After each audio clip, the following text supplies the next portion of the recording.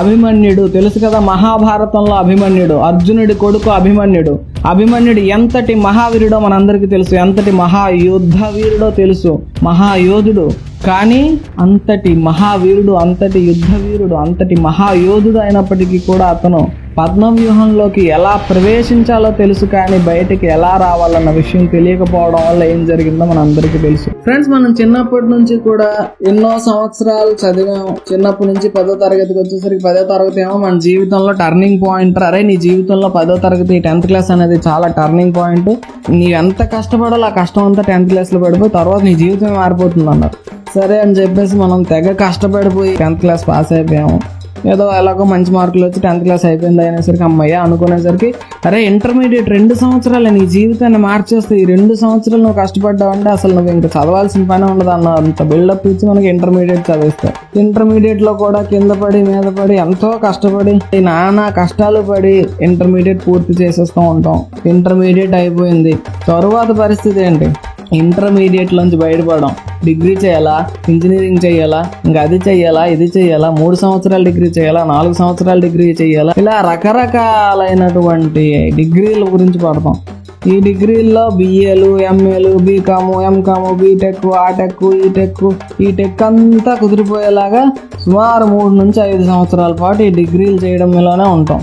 ఇలా ఇన్ని రకాల డిగ్రీలు చేసిన తర్వాత ఉద్యోగం వస్తుందని గ్యారంటీ ఉండదు. గవర్నమెంట్ జాబ్ మాట పక్కన పడేస్తే ప్రైవేట్ జాబ్ రావడం చాలా కష్టం అయిపోయింది ఈ రోజుల్లో. తిరిగి ఉద్యోగం సంపాదిస్తే ఆ ఉద్యోగం ఎలాంటిదంటే తుమ్మితే ఊడిపోయే ముక్కు లాంటిది. మరి జీతం పరిస్థితి ఏంట్రా అంటే ఎంత కష్టపడి పనిచేస్తారు. ఫ్రెండ్స్, ప్రైవేట్ జాబ్స్ కొన్ని చూస్తూ ఉంటారు మీరు కూడా. పగలు రాత్రి అనకుండా ఓవర్ టైం వర్క్ చేసి, అనకూడదు కానీ గాడిద చాకరీ చేస్తారు ఫ్రెండ్స్. వాళ్ళు ఎంతో మందిని చూస్తూ ఉంటాం మనం.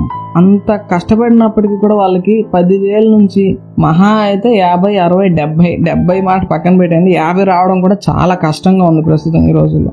ఇలా మనం ఒక ఉద్యోగం సంపాదించి ఆన్ అండ్ యావరేజ్ గా ఒక పర్సన్ మంత్లీ ఇన్కమ్ చూసుకుంటే 25,000 నుంచి 30,000 మధ్యలో ఉంటుంది. ఇది కొంచెం లిబరల్ గా తీసుకున్న ఫిగర్ ఇది. ఈ సంపాదన కోసం మనం ఎన్ని సంవత్సరాల పాటు కష్టపడ్డాం అన్న విషయాన్ని ఒక్కసారి గుర్తు తెచ్చుకోండి ఫ్రెండ్స్. ఇంత కష్టపడితే మనం ఆ మాత్రం సంపాదన తెచ్చుకోగలుగుతున్నాం. కానీ స్టాక్ మార్కెట్ విషయంలోకి వచ్చేసరికి మాత్రం చాలా మంది నేర్చుకోవడానికి ఇష్టపడరు ఫ్రెండ్స్. వాళ్ళు ఏంటంటే వాళ్ళు పెట్టిన పెట్టుబడి ఏదైతే ఉంటుందో, ఆ ఇన్వెస్ట్మెంట్ ఏదైతే ఉంటుందో, లేదా ట్రేడింగ్ ద్వారా వాళ్ళు ఇన్కమ్ జనరేట్ చేద్దాం అనుకుంటారో, వాళ్ళు పెట్టిన పెట్టుబడి నెల రోజుల్లో డబుల్ అయిపోవాలి, 2 నెలల్లో ట్రిపుల్ అయిపోవాలి, ఇంకా కుదిరితే లక్షలు సంపాదించేయాలి ప్రతి నెల కూడా, కుదిరితే కోటేశ్వర్లు కూడా అయిపోవాలి. అసలు ఎలా సాధ్యపడుతుంది ఫ్రెండ్స్? ఇది ఎలా possible? How is it possible? Stock market అనే కాదు, ఏ విషయంలో అయినా సరే మనం నేర్చుకోవడానికి ఇష్టపడకపోతే డెవలప్మెంట్ ఎలా వస్తుంది? కనీసం మనం ఒక చిన్న సెల్ ఫోన్ కొనాలంటేనే ఈ రోజుల్లో ఎన్ని వెబ్సైట్స్ చెక్ చేస్తాం, ఎన్ని రివ్యూస్ చూస్తాం, ఎంత మందిని కనుక్కుంటాం, ఎంత ఎంక్వైరీ చేస్తాం, ఎన్ని రకాలైనటువంటి అనాలిసిస్ చేసేస్తాం. అలాంటిది మన జీవితాన్ని మార్చే శక్తి ఉన్నటువంటి ఒక స్టాక్ మార్కెట్ ట్రేడింగ్ కానీ ఇన్వెస్ట్మెంట్ కానీ చేయడానికి మాత్రం నేర్చుకోవడానికి శ్రద్ధ చూపరు చాలా మంది. ఎందుకు? ఏంటి స్టాక్ మార్కెట్ జీవితాన్ని మార్చేస్తుందా? ఫ్రెండ్స్, స్టాక్ మార్కెట్ జీవితాన్ని మారుస్తుందో లేదో తెలియదు, కానీ మన జీవితాన్ని మార్చుకునే శక్తి మనకి మాత్రమే ఉంది. అది స్టాక్ మార్కెట్ ద్వారా కావచ్చు, ఎన్ని రకాలుగా కావచ్చు. కానీ ఆల్రెడీ స్టాక్ మార్కెట్ ని మనం సెలెక్ట్ చేసుకుని ఉన్నామంటే మాత్రం ఖచ్చితంగా స్టాక్ మార్కెట్ మన జీవితాన్ని మార్చి తీరగలదు. ఇంట్లోనే ఉంటూ ఎక్కడికి వెళ్లకుండా, ఎవరి కింద పని చేయకుండా, ఎవరి కింద బానిసలా బతకాల్సిన అవసరం లేకుండా, ఫ్రెండ్స్ ఈ విషయాన్ని అండర్లైన్ చేసుకోండి, బానిసలా బ్రతకాల్సిన అవసరం లేకుండా. ఇది ఎవరిని డిగ్రేడ్ చేయాలని కాదు, కానీ ఇప్పుడు ప్రస్తుతం చాలా మంది అదే పరిస్థితిలో ఉన్నారు. ఇష్టం లేని జాబ్స్ చేస్తూ బానిసలానే బ్రతుకుతున్నారు. మనం చదివే చదువుకి చేస్తున్న ఉద్యోగం సంబంధం ఉండదు. మనకి ఇష్టం లేని ఉద్యోగం ఎందుకు చేస్తున్నామని మనకే అర్థం కాదు. ఎంతమంది ఫ్రెండ్స్ ప్రశాంతంగా జాబ్స్ చేస్తున్నారు?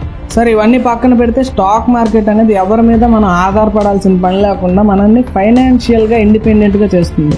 మనం జీవితంలో అన్ని విషయాలు ఎవరి మీద ఆధారపడకుండా చేయలేము. ఎందుకంటే man is a social animal. ప్రతి ఒక్కడు కూడా వేరే వాడి మీద ఆధారపడాల్సిందే ఖచ్చితంగా. కనీసం ఫైనాన్షియల్ గా మనం ఇండిపెండెంట్ గా ఉండగలిగితే, ఫైనాన్షియల్ ఫ్రీడమ్ మనం అచీవ్ చేయగలిగితే, అది స్టాక్ మార్కెట్ ద్వారా మనం పొందగలిగేటటువంటి ఒక వరం ఫ్రెండ్స్. ఈ స్టాక్ మార్కెట్ లో టెక్నికల్ అనాలిసిస్ అనేది ఇందుకు మనకు ఉపయోగపడుతుంది. స్టాక్ మార్కెట్ లో ఉన్న వాళ్ళు 100 మంది అయితే అందులో 10 మంది మాత్రమే సక్సెస్ఫుల్ అవుతున్నారు ఫ్రెండ్స్. మిగతా 90 మంది సక్సెస్ఫుల్ అవ్వలేకపోతున్నారు. వాళ్ళకి ఎందుకు సక్సెస్ రావట్లేదు? ఈ 10 మంది మాత్రమే ఎందుకు సక్సెస్ అవుతున్నారంటే దానికి కారణం ముఖ్యంగా ఈ టెక్నికల్ అనాలిసిస్ ఫ్రెండ్స్. ఆ సక్సెస్ఫుల్ 10 మంది ఎవరైతే ఉంటారో వాళ్ళని చూసి మిగతా 90 మందిలో చాలా మంది వాళ్ళని చూసి ఏడుస్తూ ఉంటారు, వాళ్ళ మీద ఏడుస్తూ ఉంటారు. ఫ్రెండ్స్ గుర్తుపెట్టుకోండి, ఏడ్చేవాడు ఎప్పటికీ కూడా ఎదగలేడు. ఏడ్చేవాడు ఏడుస్తూనే ఉంటాడు, ఎదిగేవాడు ఎదుగుతూనే ఉంటాడు. ఇప్పుడు ఆ 90 మంది కూడా ఎందుకు సక్సెస్ అవ్వలేకపోతున్నారు అన్న విషయాన్ని మనం చూద్దాం. ఆ 90 మందిని మనం 3 కేటగిరీలుగా విభజించుకుందాం. మొదటి కేటగిరీలో ఒక 50 మంది, రెండో కేటగిరీలో 30 మంది, మూడో కేటగిరీలో ఒక 10 మంది పీపుల్ని వేసుకుందాం. మొదటి కేటగిరీలో ఉన్నటువంటి 50 మంది వ్యక్తులు ఎవరైతే ఉన్నారో వాళ్ళని మనం కెసినో బ్యాచ్ అని చెప్పుకోవచ్చు. కెసినో బ్యాచ్ అంటే ఏంటంటే గ్యాంబ్లింగ్ అనే పదం వినే ఉంటారు. గ్యాంబ్లింగ్ అంటే ఏంటి? జూదం. వీళ్ళకి స్టాక్ మార్కెట్ అంటే ఒక జూదంతో సమానం, ఒక గ్యాంబ్లింగ్ అన్నమాట.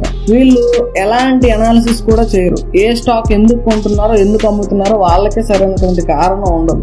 డబ్బులు ఎలా సంపాదించాలన్నమాట పక్కన పెడితే డబ్బులు ఎలా వేస్ట్ చేయాలన్న విషయం మాత్రం అందులో ఎక్స్పర్ట్స్ వీళ్ళు. ఈ 50 మందిని పక్కన పెట్టేయండి. రెండో కేటగిరీలోకి వస్తే 30 మంది. వీళ్ళని నేను మహారాజు పోషకులు అందాం అనుకుంటున్నాను.